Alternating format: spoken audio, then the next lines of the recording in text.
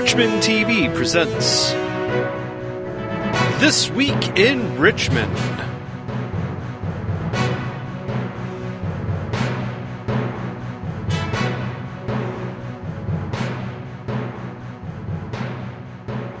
Hello and welcome to This Week in Richmond for August 23rd.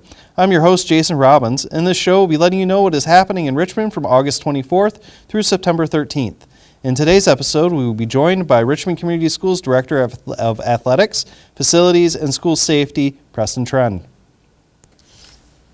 First is Parks and Recreation. The last summer concert series will be on August 28th from 7 p.m. to 8:30 p.m. at the Pavilion in BB Park.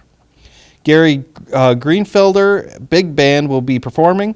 Event is sponsored by Easy Operations and Consulting LLC. Make sure to bring a long chair or blanket. This event is free. Mommy and Me Stroller Strength is a 60-minute class with a unique combination of strength, cardio, and core workouts. Baby is entertained while you get an effective workout, leaving you stronger and more energized to tackle the day. As moms, you pour into your families so much. Come get an hour to pour into yourself and make new friends in the community. Meet at the gazebo in BB Street Park. Classes will be held starting September 10th and will be every Tuesday until October 15th. Cost is $50 per person, and please call Parks and Recreation at 586-727-3064 to register. Now is the Roosevelt Civic Auditorium Report. Come and join us for Teen Open Gym at the Odd Monday, August 26th, 12 to 3 p.m. It is $3 per person. Parking is behind the building. Youth Basketball Open Gym will be going on at the Odd on September 2nd and 9th from noon to 3 p.m. This is for 3rd to 6th graders and is $3 per child. Fall Pickleball League will be starting on September 10th and will be every Tuesday through October 15th from 9 a.m. to noon. There is also an evening round from 5 p.m. to 8 p.m., round-robin league play, with 3 games per week, and partners change every day. Cost to join is $40 for residents and $43 for non-residents. Backed by popular demand, Adult Open Gym will be on Friday, September 13th from 6 p.m. to 9 p.m. at the Odd. It is $4 per person. Parking is available behind the building. The last week for the pool will be August 26th through September 1st. Open swim hours are Tuesday through Friday, 1 p.m. to 8 p.m. Saturday and Sunday, the pool will be open 1 to 5 p.m. Cost is $4 per person and free for children 2 and under. For the Lois Wagner Memorial Library, senior exercise at the library is on August 26th, 28th, September 4th, 9th, and 11th from 10 a.m. to 11 a.m. No cost or registration required. The exercise is at your own pace with an instructor to help guide the activity. Call the Lois Wagner Memorial Library for more information. Hooks and Needles will be on August 27th and September 10th from 6 p.m. to 8 p.m.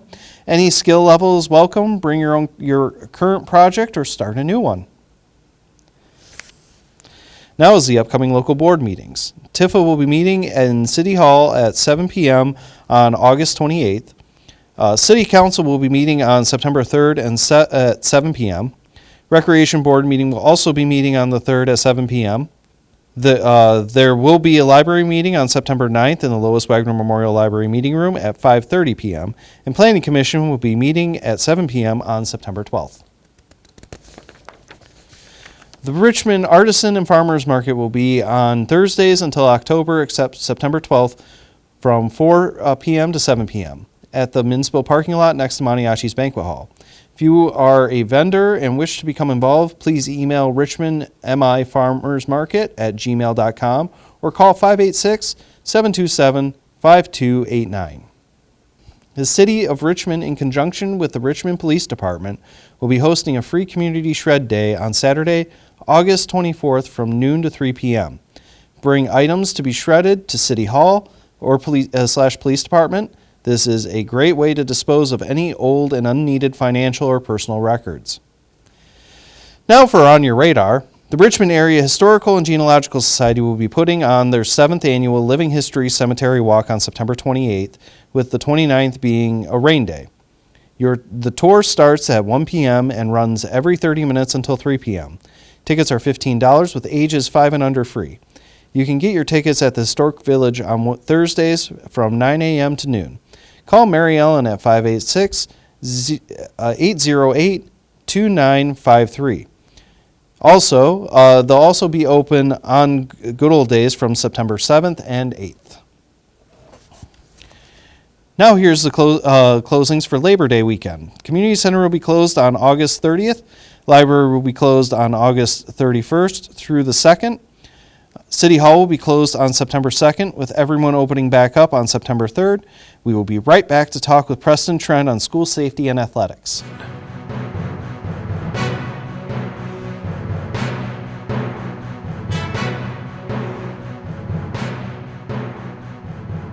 Welcome back to This Week in Richmond. I am joined now with Richmond Community Schools Director of Athletics, Facilities, and Safety, Preston Treend. Hi, Jason. It's good to be here. Thank you for being here. Now, with school coming back into session on September 3rd, what about school safety do you think parents should keep in mind? Yeah, so, we take school safety as one of our biggest priorities at Richmond. We're firm believers that kids need to feel safe in their learning environment for any learning to take place. So in terms of what parents should keep in mind, just know that our safety protocols and procedures are something we're constantly building and constantly improving. And that's all in an effort to, again, provide the safest learning environment we can. So now, if there is an incident, how do teachers get help from either from administration or police? Yeah, so we've got a couple different systems in place for notifying law enforcement. But in terms of notifying administration, last year we rolled out, 2 springs ago, we rolled out what are called crisis alert devices. And if you've ever seen the Life Alert commercials, the I've fallen and I can't get up, it's along the same lines. Teachers can use a device to discreetly call for help from an administrator. And it can be for anything. You got a couple kids acting up in class, you need an extra set of hands to break them up, or a kid's got something medical going on that you need help with. You can call for an administrator and they can get to your area pretty quickly. We've got some great response time with it. And that system actually connects to the police, and we're able to notify the police in the event of something bigger where we may need police presence or to put the school into lockdown. How can the public be notified if there's a safety incident at the school? Yeah, so our school website now runs through a site where it kind of encapsulates a bunch of different systems we used to have. So we used to have one system for the website, one system for notifying parents, one system for posting on social media. Now we've rolled all of that into one that our administrative team and our crisis response team are able to utilize that to put information out to the public, get information out to parents to kind of help aid in that information process. So in order to, so that's something you can sign up for through the Notify Me on the website? Yes, yep. And with the website too, it's almost like a Facebook feed. It's got a live feed in it, and a lot of those updates will be posted to that live feed. So you can, if you're not a parent of a student, you can get notified through that. Okay. So the system will send emails. It'll send text messages, robo phone calls. So there's a bunch of different ways we can get in touch with parents and get information out. Okay. In the event of a lockdown, what should students in the school and parents outside expect to happen? Yeah, so if the school was to go into lockdown, and let's say I'm a parent on the outside, one of the biggest things to let parents know is if we're in lockdown, you won't be able to get into the school. Like our doors will be locked, our secretaries will be instructed not to let people in. In the event we did have to go into a lockdown for something serious on the student side, if they're hunkering down in their classroom, we've got areas in the room designated that are out of sight of the indoor windows. We've got barricade devices for each classroom that are real easy to put in and prevent that door from getting opened. But then we've also done training with law enforcement and our administrative team on how to release those classrooms after that threat has subsided. Okay. Now, when someone is, just on a regular day where there's no security alerts or anything, if you're walking into if someone is coming into the building and the door has already been open for them, and there's someone coming up right behind them. Should the person that's walking into the building let the other person in behind them? So this is a tough one because living in the Midwest, right, where we're all about hospitality and let me hold that open for you, and that's a process that we've really been working on with our secretaries and our office staff, is really making sure that everybody that comes to the door, whether you're a visitor, you're picking a kid up, whatnot, we go through that door one at a time once school's started. You buzz in, they'll ask you, they'll say, hey, welcome to Richmond Middle School. How can we help you? Or how can we help you? Or can you state what you're here for? So that gives our secretaries a heads up, okay, this person's coming to pick a kid up, or this person's a visitor.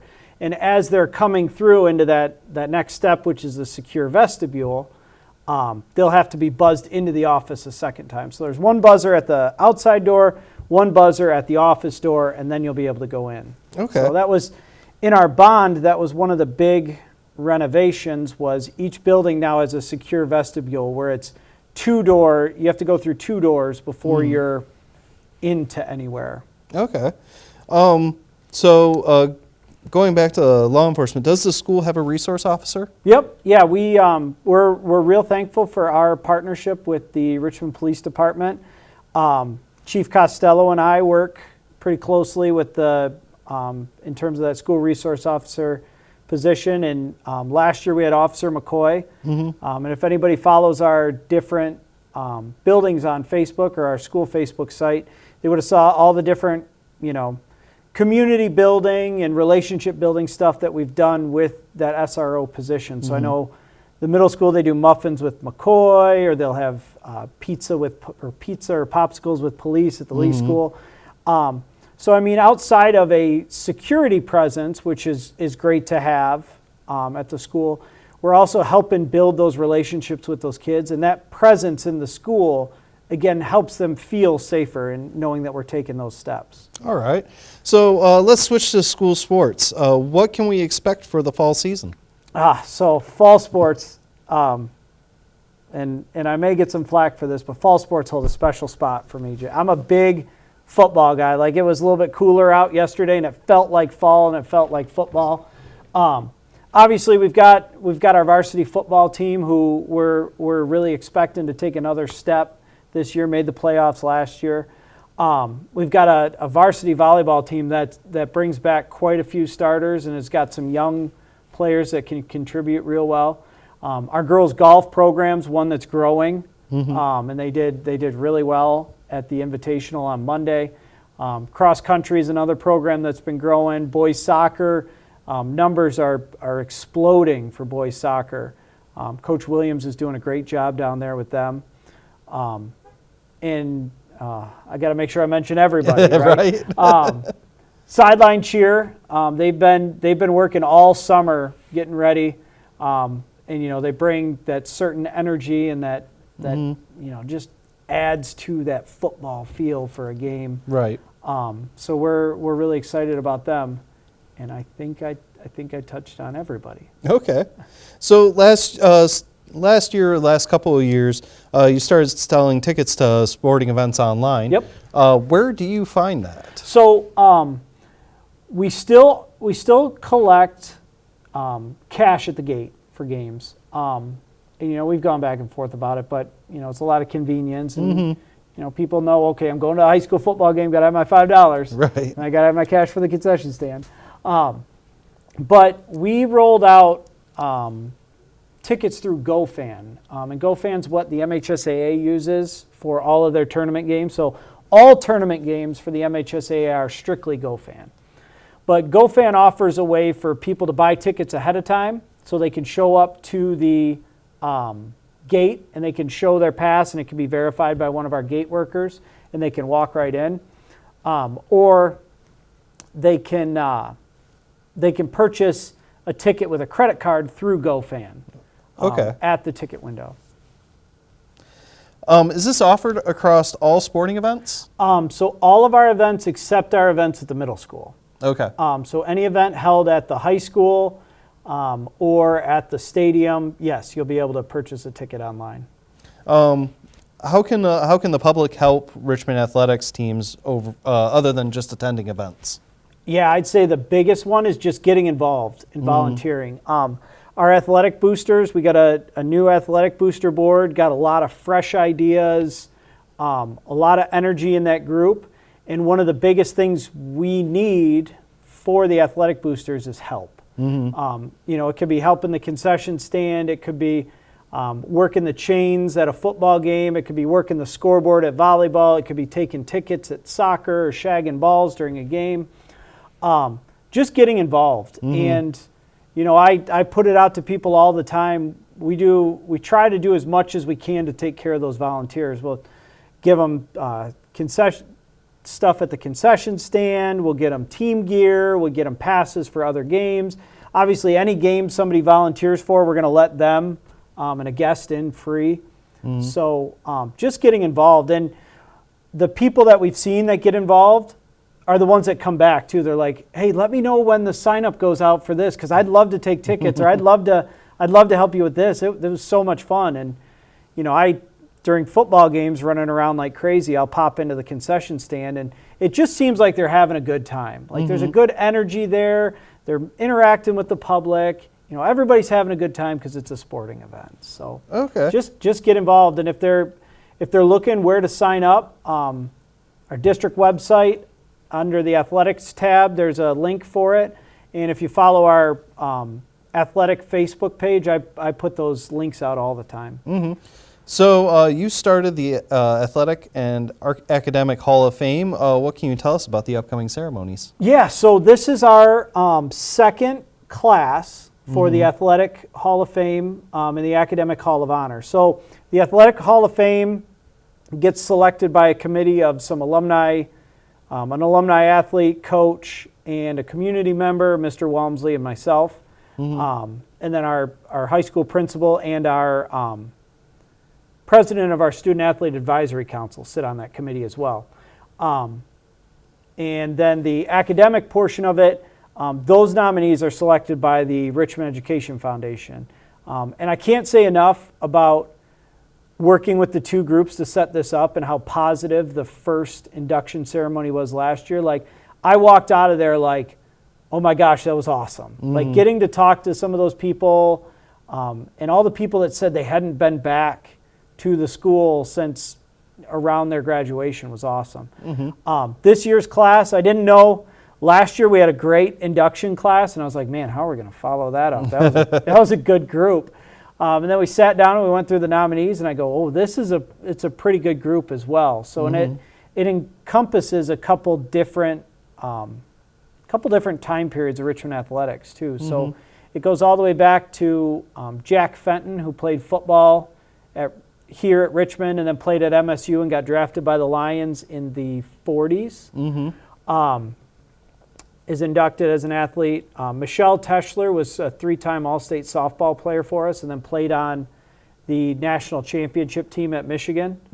Coach Glenn Noose coached football from like the early 90s, I think 91 or 92. They'll correct me in the comments. No, but Coach Noose coached football from the early 90s until my incoming freshman year, but I don't think those two are connected at all. And really built the football program back up from really nothing when he walked in. And then, our 2002 wrestling team set a couple national records on their way to a state championship, and our 2012 cheer team was undefeated through their state title. So they're both be inducted, and then Pat Schweiger's been a longtime contributor for a bunch of programs, so we're inducting him as a contributor. So we're really excited about it. We thought our ceremony last year went awesome, so we're looking forward to that again this year. What day is the ceremony? So the ceremony, the Hall of Fame induction is always the Sunday after homecoming. So homecoming this year is October 4th. We play Imlay City. So the game will be on Friday the 4th. The dance for the kids is on the 5th, and then the induction ceremony is at 1 o'clock on the 6th. Okay. So is there anything else you'd like to add? Just we touched on fall sports a little bit, and I know I get these questions a lot from parents. Where do we go to sign up, or what can I do? What does my kid need to get rolling for athletics? All that information can be found on the district website under the athletics tab. I try to over-inform people, so sometimes they're like, "Oh yeah, Treend, we already heard about that," but it doesn't hurt. Mainly, the big thing parents ask about is, what do they need? And the two are they need a physical on file, and they need their event link registration. Which event link's our website. We run all of our athletic scheduling and events through. It's also where all the kids' information is housed when they register, so we can get that information to the coaches. Okay. So those are the two big ones. But yeah, just if you haven't been to a game in a while, check the district website. There's a link to take you right to our schedules. Come out and check out a game. We got a lot of exciting teams. We got a lot of events going on all 3 seasons. So we're excited to get things rolling athletic-wise. And school-wise, it's kind of weird because it's quiet in the summer when the kids aren't there, but also it lacks that energy when the kids aren't there. Right. So we're really looking forward to having the kids back on the 3rd and kind of get that energy back in the building. All right. Well, thank you very much for joining me. Thank you. It's always a pleasure, Jason. It's great having you on the show. You can go to www.richmond.k12.mi.us to go look at any of the information that we've talked about, whether it's about school safety or school sports or athletics. You can also view. You can also go on to the cityofrichmond.net website for any of the information for any of the events that you heard at the beginning of the show. Thank you for joining us, and have a great day.